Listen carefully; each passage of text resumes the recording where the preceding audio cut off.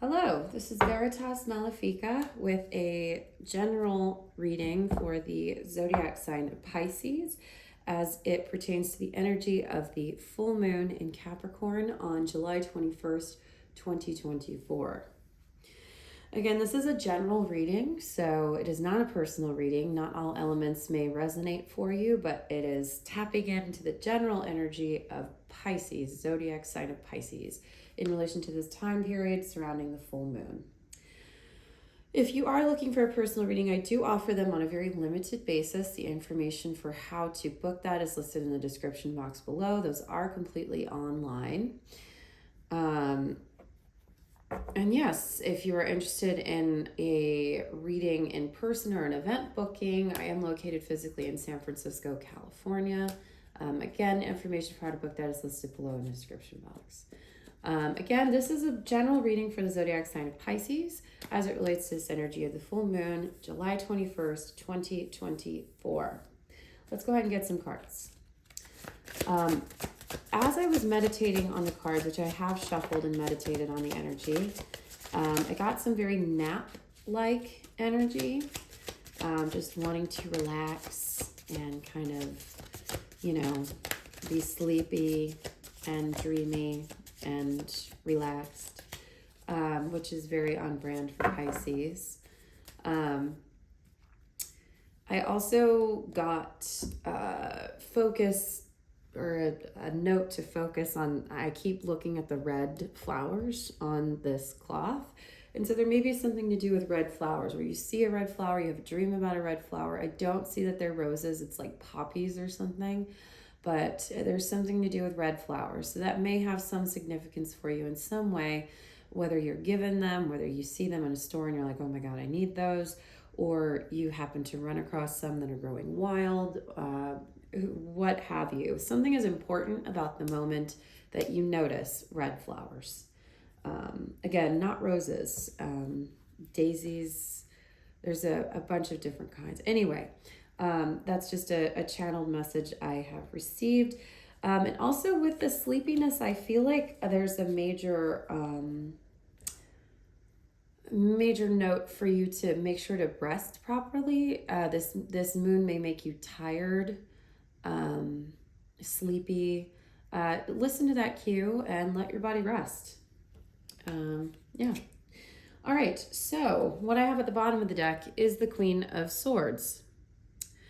This is a general underlying energy that's kind of permeating what's going on here. I don't feel like this is you. I feel like this is an external character. This is pressure coming from someone. It could be a feminine character, but it also could be a masculine character. The Queen of Swords is kind of, she could go either way. Most of the people cards can. It's whatever kind of resonates with you. But for me, I feel like this is someone who's being very, I'm sticking to my guns about this. This is what I want. This is what I need. And there are going to be no exceptions and no nothing, no wiggle room whatsoever. So somebody is really pushing you. And in general, that's not a really good way to be with a Pisces. As you guys are very flow and relaxed and dreamy. And I feel like with mutable signs in general, it's not best to, push us. I'm also a mutable sign. So, yeah, there's someone who's putting a great deal of pressure on you, and that may be part of what's making you really tired. I've got the Prince of Cups out here, which I feel like is probably representing you in this situation, where you're a little bit more dreamy, you're a little bit more romantic and passive, and looking at, what do I want to create in this cup? What do I want to manifest? What do I want to feel? And I feel like that's the advice. Don't take whatever's going on with whoever's like, you need to do this and this in this exact order, and I have this idea, and throwing, like a bunch of stuff at you. I feel like take the time to smell the flowers, if you will, and be inspired by the things around you and rest. I feel like you may get some answers in your dreams as to what you're looking for, and then that energy, that passive, allowing that flow to come to you, will actually end up placating this character, which that's not what your goal is, but it will get that energy to leave you alone and let you move forward with what you're trying to move forward with. I just feel like this is like an ending cycle in general. I feel like this whole year is kind of an ending cycle for all of us. So we've got the universe here. So for me, I'm getting a very strong message, which is interesting. It's not a general meaning of this card, I don't feel like, but I just feel like you're on the right path. Whatever it is you're doing now, like don't second guess yourself. You're on the right path, and it's leading you towards kind of wish fulfillment and what you'd like. We have the star here. This also kind of has a lot of lofty, dreamy, kind of idealistic vibe to it.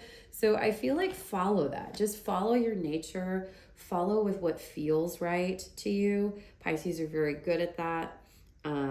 Lean into that sort of passive, allowing, feminine type energy, and that will lead you towards it will keep you on your path. You're headed down the right path regardless. The cards that are face down, which are sometimes things that are not as apparent or coming in to the scenario. Oh, I really like this for you. There's definitely a new start coming. Something really awesome that is not quite here yet. But this could bring you a lot of material abundance. It could be a business idea or a project that you're going to start like physically building. That's kind of like maybe an art project sort of vibe.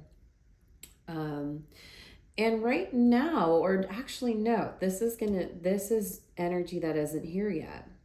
But you have energy that's coming towards you where you're going to be able to collaborate with others that will help you along this path and help you with this project. A lot of emotional fulfillment with that collaboration. Some people you're very close with, people that make you feel that warm, fuzzy feeling inside, people that are kind of just contributing to maybe the inspiration behind this physical manifestation of this project or this idea that you have coming in. Now, something that could offshoot from this, which I'm going to pull more cards on this one in particular, is we have the Seven of Cups, which this can be negative, this can be positive. It depends on the context. But what I'm reading here is that you just have maybe a little too much input from others, too many ideas, too many distractions going on. Because there's a lot of really high exalted energy coming in here with the star, a lot of wish fulfillment and bestowment. But it's almost like you're like seeing too many options, which it's funny because there's actually 7 stars up in the sky here in addition to the large one, but the smaller ones, there's 7. So I feel like there's just a lot of floating ideas that are around the center idea that's the one you're supposed to focus on. So try to not get bogged down by details or extraneous pathways, because that's going to detract from your drive, your impetus. That might take you off of your path. So be aware of that there's going to be some side streams coming off of this collaboration with others where it's almost like too many things going on.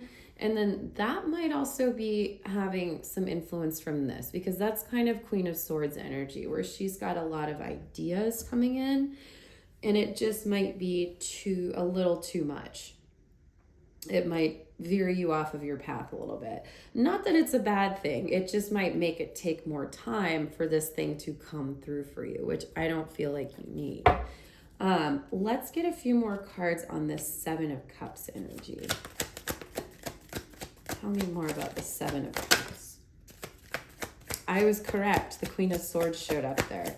So it's that same energy. So whoever's trying to I think that's all that's going to come out with that. So that's very, very, I think that was also on the bottom of the deck before, which is repeating this card. So that's interesting. The collaboration is good for you, but it's also going to play into bringing in too many ideas. You'd rather have too many than not enough. So that's good, but just be careful to not go off track. The external opinions that are coming in, the collaborations that are happening, they're wonderful. They're good. They're fantastic. They're creative. They're fueling your creative juices and making you think about things in different ways that are, ultimately great for this project and what you're wanting to do. But yes, the Queen of Swords did come out in this other deck to reconfirm my suspicion that I feel like this character is just continuing to be a little too stubborn and be a little too aggressive and be a little too stuck in their ways, and like, well, I need you to meet this deadline, or I need you to do this, or I need it this way, or what about this, or I want this. And at the end of the day, it's not their project. They're an external force in it. You are the driving creative force, and that's important. It's good to have some brains in it, but the way this is coming across is very it's too stern and it's too aggressive. Particularly with Pisces energy, it's, you guys just don't respond well to that. That's not how Pisces works. Okay, and we have a Tower, which is funny. I did not say this out loud, but I kind of got a little lightning bolt vibe. So this person is attempting to disrupt, which it came out face down. So what that says to me is that that's a hidden motive of this person, is they're trying to kind of blast the Tower down. They're trying to influence things with their own influence and to get you to follow their will. Now, you need to be aware of this. I feel like just being aware of this will shift it. And yes, that's just confirming my suspicion. This person is not beneficial to this. It's derailing everything. It's taking it somewhere else. Now, I'm going to pull a few more in this deck just to kind of get like, okay, what's the actual outcome now that we know this character, this person who's very stern, very aggressive, very, this is how I want it and I want it by this date, you know, very in the 3D world, focused on that stuff. Let's see, now that we know that that's coming in, what's the ultimate end result?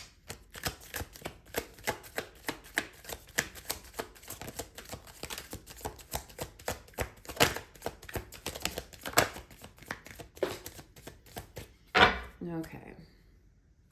Six of Cups. So I view that as everything will be back in balance at some stage.